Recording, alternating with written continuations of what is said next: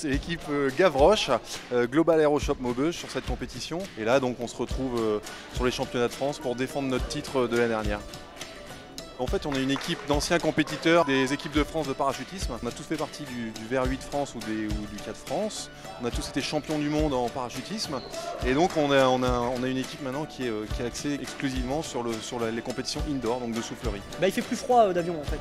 Donc, comme on est devenu frileux avec l'âge, on préfère rester au chaud dans la soufflerie.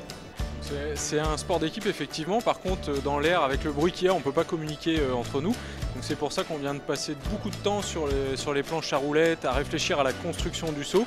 Et une fois qu'on a la construction du saut, on briefe les transitions le mieux possible. On essaie de voir ce qui pourrait ne pas marcher, ce qui pourrait bien marcher, de façon à répéter un maximum de fois avant d'aller dans les 35 secondes de la compétition. En termes de sensations, ce qui change le plus, c'est la compétition. C'est la peur de mal faire, le stress de la compétition, l'enjeu de la compétition.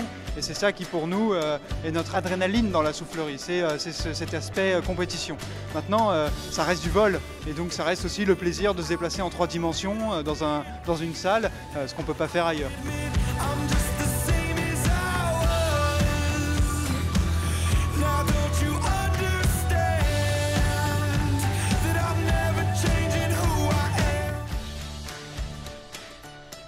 Dès qu'on rentre dans la soufflerie, on forme une étoile et dès qu'on lâche l'étoile, on doit restituer le programme qui nous a été imposé.